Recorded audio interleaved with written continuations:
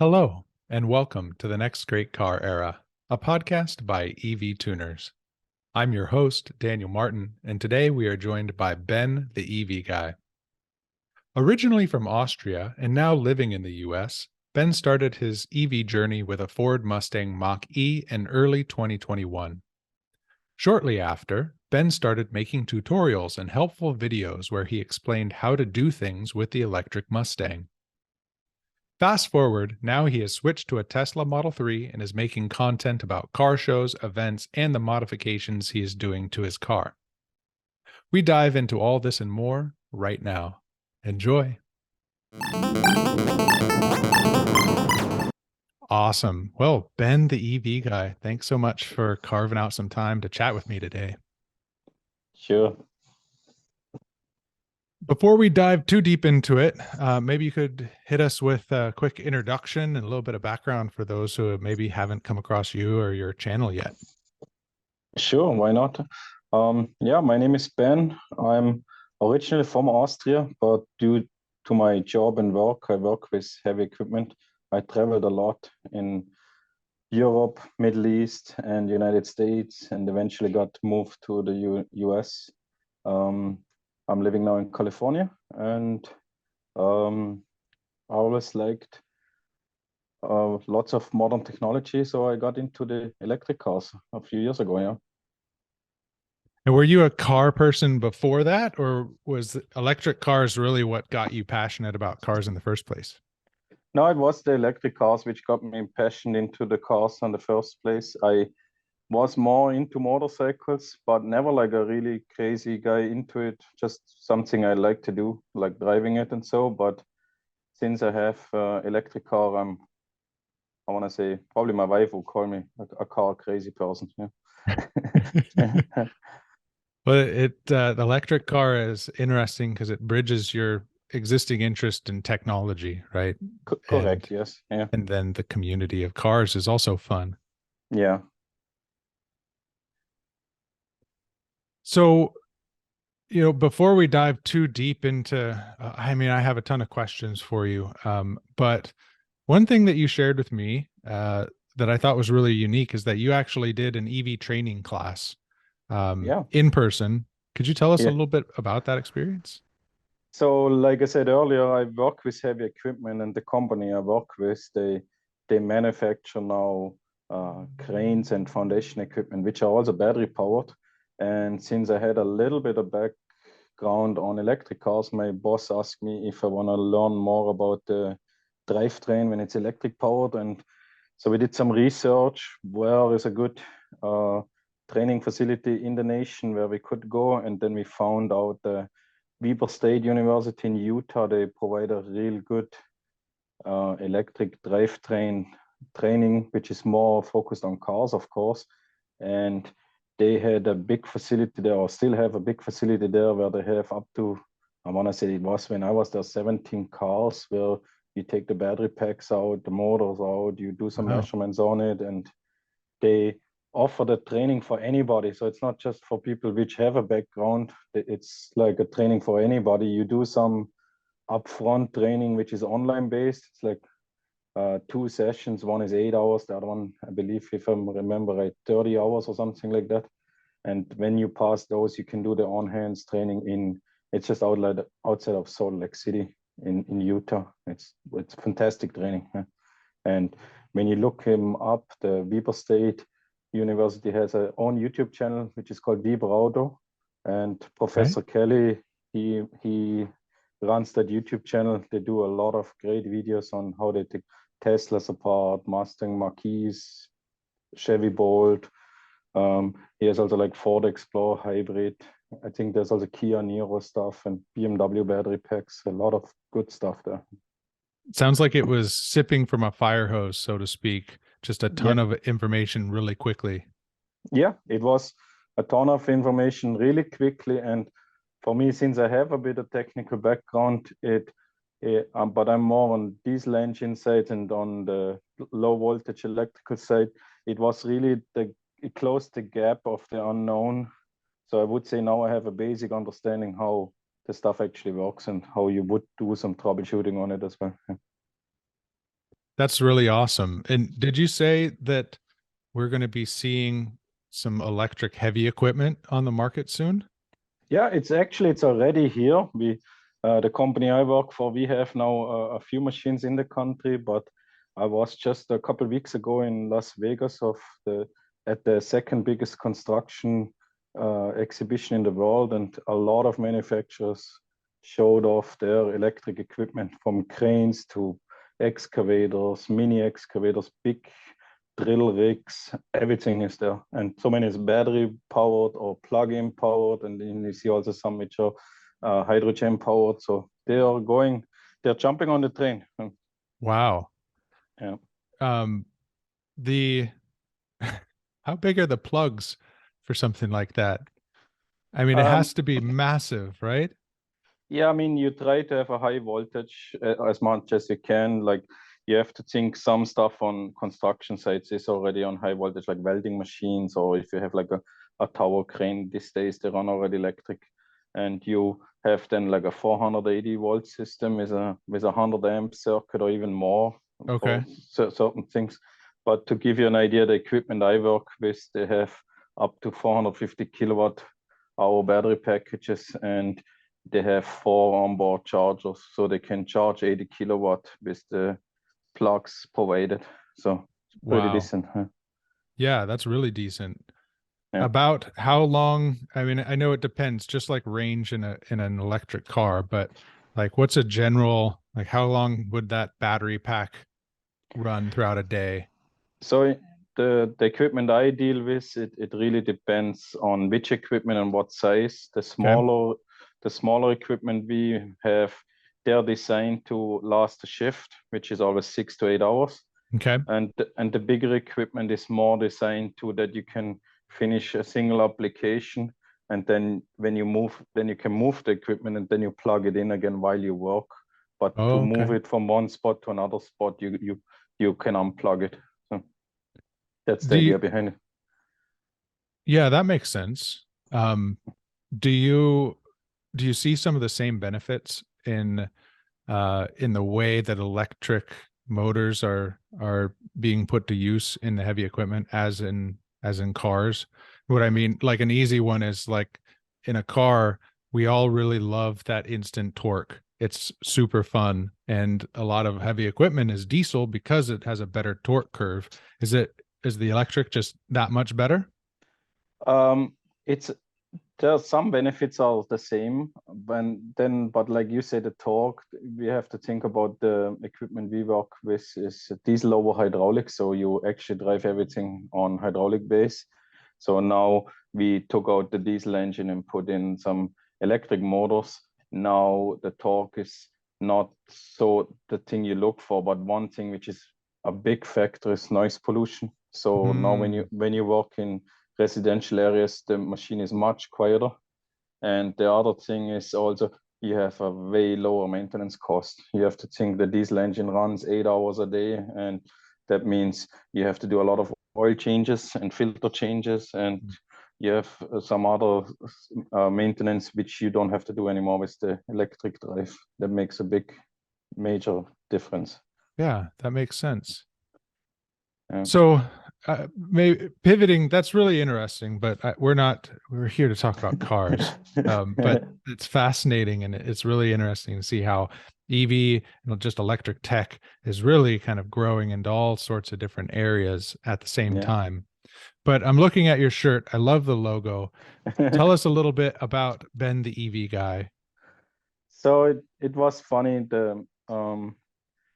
I was in the market for an electric car several years ago already, and I originally started off with a Nissan Leaf to look at it, and the dealer was really hard to deal with. They wouldn't give me a test drive, or would not even let me sit into the car. And then I said, maybe it's just not meant for me yet. And so I bought again a gasoline car, and it was an old beater car, and I drove it for a year. And then I said, oh, let me look now maybe into a Chevy Bolt or something. And that I walked into the dealership, and the dealer was like, you want to drive electric? You don't look like an electric guy. And I'm like, okay, that's how it started off. And I kind of got convinced to buy another gasoline car. And then I said, hey, I want to buy a Model 3, Tesla Model 3.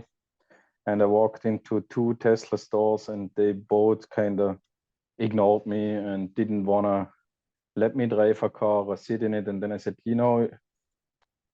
maybe I have to do a different approach. And I went online and saw, okay, you can do online a test drive appointment. Then I did that. I submitted a request for a test drive appointment, got it confirmed, showed up at a remote test drive location. There was no car.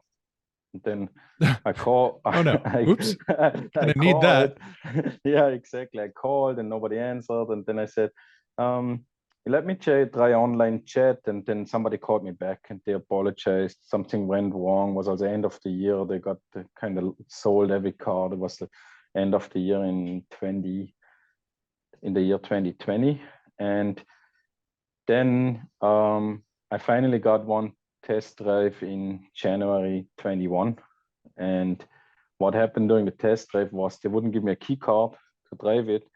So he had the remote start the car, and I had passengers with me, drop them off in front of their house because they wanted to see the car as well. And I couldn't start the car anymore and drive off, and had to wait for the guy to call me back. Took about an hour and a half to finally call me back. And I said, that's maybe a bad sign. Maybe I should not go with Tesla. And I start looking around, and I like the idea of the ID4 that time. Mm-hmm. And the salesperson was super knowledgeable and very helpful and went really deep into the car. The car was not even on the market yet. So I put an order in for the ID4. But same time, I also looked a bit at the Mustang Mach E. I really liked the design and the looks of it and the idea of a family-friendly Mustang. And Yeah. so I put myself on a waiting list in case someone gets canceled or not. And about 3 weeks before my ID4 came in, I got an email from the Ford dealer that they had a canceled order.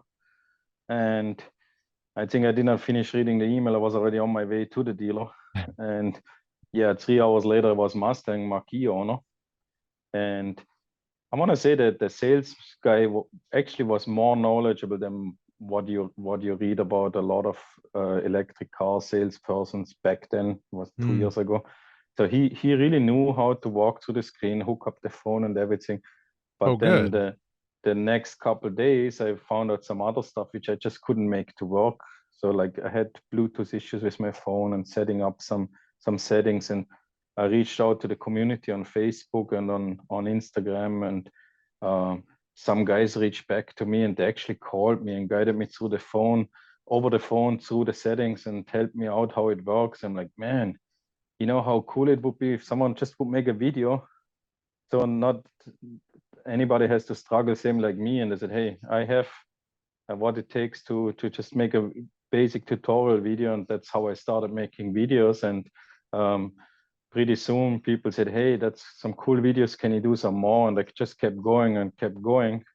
And it got also to a point where some aftermarket parts suppliers reached out to me and said, hey, how about you make a video about our stuff, and stuff like that. And so eventually I just kept making more and more videos, and I enjoy doing the videos. I know they are not the highest quality, but I just want to bring the information over and want to help people that they to either do a purchase decision or find an answer to their question, what they struggle with, because sometimes it might be just a real simple thing, but because you never dealt with it, you don't know the answer to it. No? And right. Then last year in summer, I just realized the Mustang Mach E had some little flaws. It was nothing really bad, but it started off like steering wheel heater not working properly, or the level 2 chargers not charging always right, and little flaws, nothing which prevents you from driving.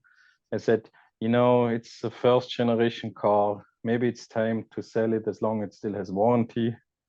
And so the better price value. And last year the price was really high on the used ones. And I looked in the Tesla Model 3, and then I basically swapped out the 2 cars. And now I drive a Tesla Model 3. Yeah.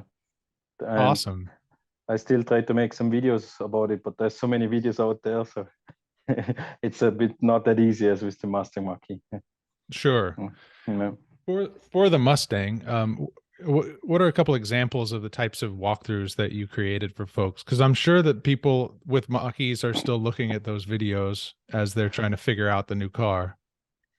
Yeah, I mean, one of the first videos for me was um, the in the trunk. There's like a little cover on the top of the trunk, which as soon you open the window, it flew out and it got loose and started wobbling around. And I found a little fix. You just put a little rubber O-ring in it and fix that. Then a lot of people, you meet them on the street and they ask you, hey, how does the car sound like? We heard it has an electric car sound. So I just recorded the sound and put a video in. How is the sound?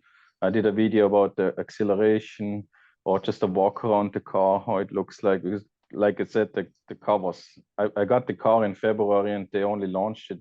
I think they sold 2 in December and a handful in January. So it was like one of the first ones on the road. Wow, And that's kind of cool. yeah, it was pretty cool. And so basically, whatever you made a video of, people watched it because the car was the unknown, Mm-hmm.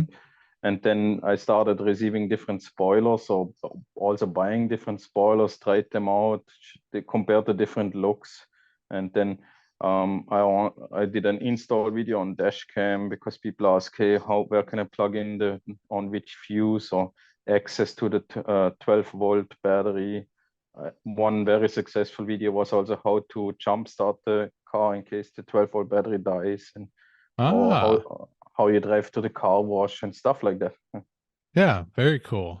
Yeah. And for Tesla, since there's so many videos out there already, are you now kind of shifting into more product reviews as opposed to software fixes and navigating the new car? Or what's your plan with the channel now?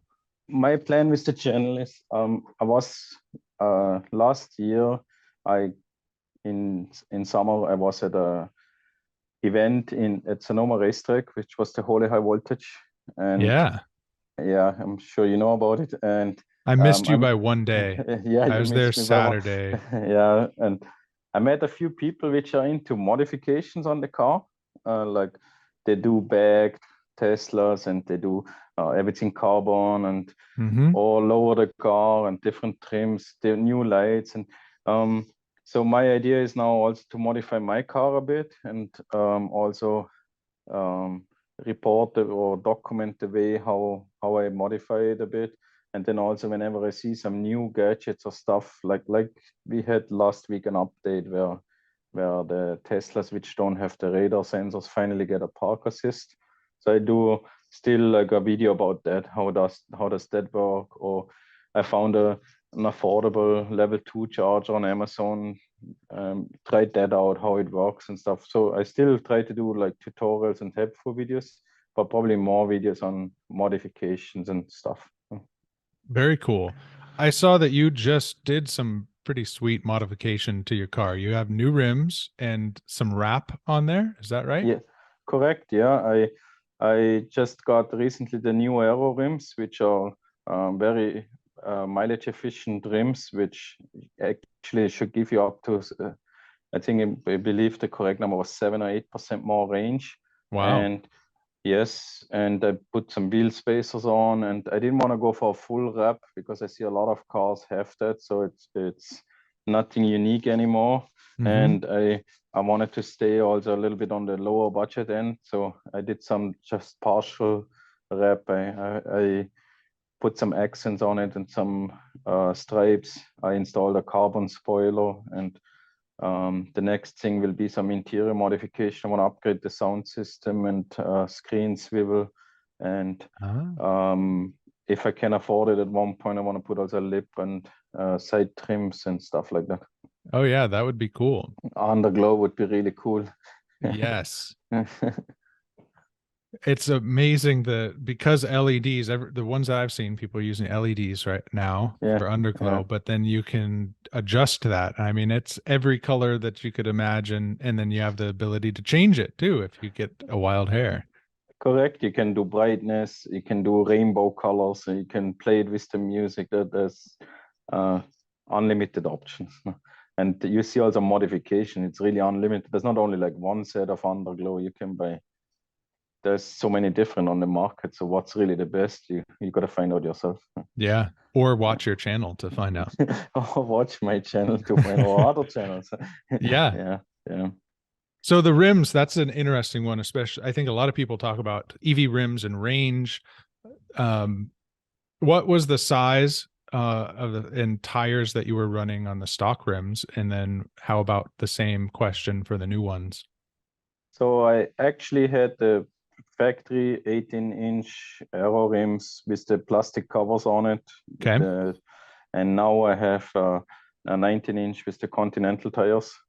And I put spacers on it in the back, 20, and in the front 15 millimeter. And I want to say I have the bigger wheels now and spacers, and my range is more on the better end than on the worse end what I had before. So it's really interesting. And What the about car? width of tires? Same between both, or with the 19s, are you running a wider tire? I run a slightly bigger tire, but almost the same. Yeah. Almost the same. That's cool. Yeah. The other question that I think gets brought up a lot is wheel weight, and that does make a difference. But as you kind of pointed out, it's the design and the aerodynamics that makes a bigger difference in range, right?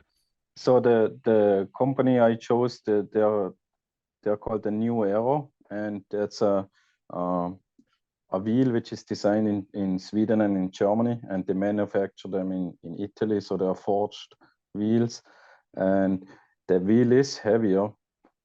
Definitely. Oh, is it? It is heavier, yes, but it's a the aerodynamics makes it so you really get the better range out of it. Interesting. So, how heavy is the rim? I don't know at the top of my head, but when I took the wheels off, I could tell that much. A big difference. Yeah. Yeah.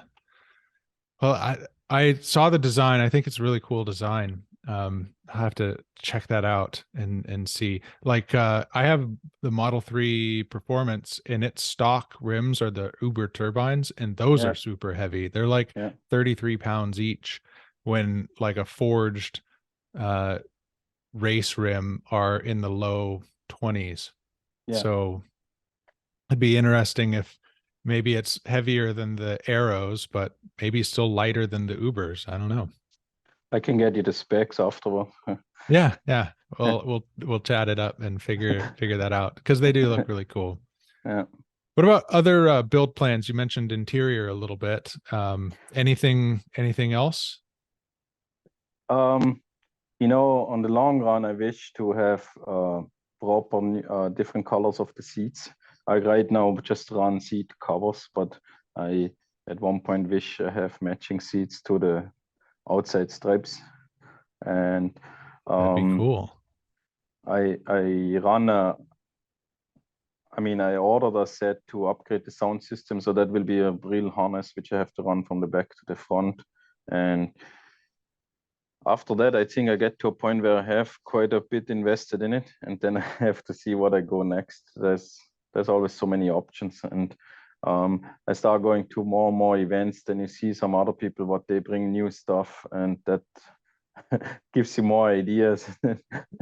Yeah, just more ideas than you can spend money for. You go to quite a few events as it is, right? Yes, I started actually like last year with High Voltage. I started to go bigger events. Like before, I was at a few Mach E events, but they were all little events. We were a group of people on Facebook which tried to set up some Mach E meetings, and it was always nice little meetings. It just never worked out that really a big bunch showed up. And now with Tesla, that's more easy. So I joined the Tesla owners of San Joaquin Valley, and they work close together with the Silicon Valley and the East Bay chapter, and also with the SoCal chapter. And they have events all the time, or they participate in other events. And so I was just last weekend at an owner event in San Bruno, and I'm planning to go this weekend, one in the valley. And I have planned to go to the big Tesla owners takeover in St. Louis Obispo. I already bought the tickets for that. And my main thing is you meet so many cool people from all different characters with different ideas, and you see from, like last weekend that I saw different companies which built these little three-wheelers which are electric and which can go highway speeds, and or Wow. you see modifications, or you see people which sell aftermarket stuff, and then people approach you with ideas and business ideas and stuff. It's really cool. I enjoy it. I enjoy being around the people. I found the same, that the community is really supportive, Yeah, and it's exciting because it's all so new. Um, and then people like me, who I still have a lot to learn about any cars. yeah, You can get that information from people who maybe haven't been into EVs. You go to a car and coffee, but you can learn so much about cars in general from those community members, and then they're excited to hear about the EV stuff, and like it is a whole frontier where everything is new, and that gets everyone excited. And then generally, since everyone's really supportive, it's a lot of correct. fun. Yeah, I I definitely completely agree on that. Especially in the meetings, you see, you can really come up with stuff. You think it's probably a real stupid question, but people will help you, and they're very open and very happy to help. At least most of them, I want to say. Yeah. I ask those questions all the time. Most of my questions are probably the stupid ones, but it's still exciting. Yeah. Are you going to go back to Holly this year, do you think? I checked just recent a couple of days ago. They haven't announced the dates yet, No. but if I'm available at that weekend, I definitely go. It's not too far from where I live, and I thought it was a cool event, and I would do it again. Yeah. Yeah. There's a couple that are on my radar this year. Holly is one of them. If I can swing it, I'd love to go out to Ohm on the Range in Colorado. Not Okay. sure if you've seen that one on Instagram or anything yet, but Terry is putting that on. He did it last year. It's Okay. happening again. It's going to be really fun. Nice. And we'll see. I'm kind of interested in going to SEMA later this year if it works out. That would be Um, cool too. Yeah. yeah, yeah. I've never been before, but a couple people that I think we know in common in the Tesla Yeah. group, and then some of the other builders that were at Holly, like Yeah. Kevin with the Plymouth Satellite, and a handful of others. They went, and you see the pictures, and it's like, man, that looks Yeah. like a great time. It looked like a real great time. Yeah, SEMA must be amazing.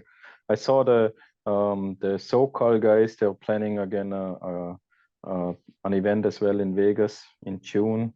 I want to see if I can make that. I haven't confirmed yet, but I might go there. And yeah, there's a lot of events coming up. I can't even make all of them. It's like every one or two every weekend, right? Yeah, correct. Yeah. I Yeah. did go to the SoCal Tesla Vegas run last year, the Okay. damn Vegas run, because we Yeah. drove out to Vegas and then went out across the Hoover Dam, took pictures there, met up on the far side. Big group, but there's like not enough room for everyone in one place, so there was like two or three groups of like 30 to 40 cars, and it was more than just Teslas. There was some other EVs there too, and then ate a bunch of food and hung out. It was a great time. That's nice. Yeah. Well, that'd be cool if you could make it on it this year. I'm going to try as well, and Yeah. that would be good. Definitely. Yeah. That's, I'm sure, some real cool time. So, I think your story of how you got into EVs is a really good one and a really unique one. Um, Looking back, do you have advice for people who maybe are not familiar or are just getting into it, and how they can get more involved in EVs and cars in general? Um, do a little bit your own research as well if it really fits you. I mean, I'm I'm not the guy which says EV is the final solution against the gasoline cars. I think it's one of the solutions. I hope for myself that hydrogen gets bigger as well. And like in my special case, how I am, EV is a great solution. Like I more or less drive always the same distance as I do every now and then a longer distance, and I have a short range battery. And I live in California where chargers is on basically on every 5 mile exit of a freeway. So Yeah. I have no problem with that. I have little kids, and for myself, I don't like to drive longer than 1.5, 2 hours where and I need a break. So Mhm. it works out great. And so I would do a little bit of research. Sometimes some questions come up, like really stuff where you think, man, I don't know if that's the right car for you. You know, when somebody comes and says you want to drive commute every day, 300 miles and lives in a real cold climate, and he bought the short range battery. Yeah, you got to do your research now. So, Yeah, but that would be a difficult one for and sure. the, and if you're not sure, one other thing I would do is a lot of people don't realize that, for example, Hertz has Tesla rentals or Turo. A lot of people put their cars on Turo. So if you want to test it out, do it. No, it's probably you want to do a big dollar investment, so it doesn't hurt. Maybe spend a few $100s to test drive a car for a few days, not only just for a 10 minutes test drive at the Tesla center or at the Ford dealership or at the Nissan, whatever brand you go for. And Yeah. and I believe that no matter what brand you buy electric cars, they are definitely probably way less maintenance than any gasoline car. So you make sure a good decision with it. Just like the heavy equipment, no oil changes, no filter changes, Yeah, you change the wipers and the tires and make sure your brakes are okay. which they usually are with the regen. Yeah, You like correct. never use brakes. Yeah, but occasionally happens that a brake is stuck and needs to be replaced still. So just make sure they're okay. Yeah. I so I used the brakes quite a bit this last weekend. I went to a NASA event at Willow Springs, and so Yeah, driving on the track, and and I was thinking, since I don't really use brakes most of the time, unless I'm maybe on the track or just occasionally, when it is time to replace them, I'm going to look into getting some like really aggressive ones, like track yeah, oriented, because usually I just use regen. That's yeah, something I could have never done with other cars that I had in the past, yeah, because you can't be too aggressive on the street. yeah, correct. Yeah, that's also actually a good thought of it. Yeah, it was funny, like with the Mach E, when I got the Mach E, I did not realize how I not used the brakes. I mean, once you get the used to the regen and all, I had miles and miles. I did not even touch the brake pedal. I mean, literally, So it's a cool experience, huh? Definitely. Easy to get used to the one pedal driving for you. For me, yes, I understand when people say it's difficult, but my job asks me to drive many times different rental cars and different equipment. So I'm used to sit in a different chair and driving Hmm. something which is a little bit different. But I think if with a little bit an open mindset, you get used to it. You drive a couple 100 miles and you're used to it. You know what I find myself doing all the time, and for anyone who maybe hasn't driven a Tesla, the right stalk on the steering wheel is your shift, Yeah. and I keep getting in other cars and then hitting the windshield wipers to try and back out. And I go, gets a little surprised when the windshield starts going whack, whack, whack. But, and then I go, oh, wait, this isn't my Tesla anymore. Turn them That's off it. and then shift. That's funny. It's funny you bring it up because I had recently I drove uh, my wife's car, which is just a regular SUV gasoline car, and I jumped back in the Tesla, and we had a rainy winter here, and I Yeah. tried to turn on the wipers with the gear shift stock because I was used to my wife's car again. So either way, we're Yeah, gonna get confused. yeah, correct. Yeah. One other thing that popped into mind, you mentioned towards the beginning that that the recent update has some self-parking stuff. Do you have any in your car? Are you using the full self-driving or any of the additional tiers of self-driving beyond the autopilot? No, I don't do the reason why I opt out for that was I had the Ford Blue Cruise, which works actually pretty good. You know, Okay. it's more when I had it was still like the first version where you have it's more or less lane keeping and distance cruise control where you can let the steering wheel go, as you know, you don't have to touch it ever. Sure. And because they have their motion sensors with your eyes and they look at the road. And I found myself not using it much, even though it's a real cool feature. You know, it just I didn't use it that much because 90% for me is commuting, and Mm-hmm. it's a fairly empty freeway. I just cruise down the freeway, so I cruise control is just fine with me, or the basic autopilot, how Tesla calls it. That works great for me. I don't need the additional feature. It was for me. I see it when somebody does always different roads and long distance. Yeah, that makes sense. But for me, it didn't make sense. Yeah, I don't use it either. Yeah. Because the regular cruise and lane keeping is good, but there are people that it's a great use case for them, and it's nice to have those options. And because you mentioned the update, I think the update is great. I was actually, I said for myself, do your research. I was not aware that Tesla removed the radar sensors. And when I picked up my car, I pulled into my garage. I'm like, when are the sensors kicking in? And they never did until I learned there is no sensors. I first thought I had the setting turned off.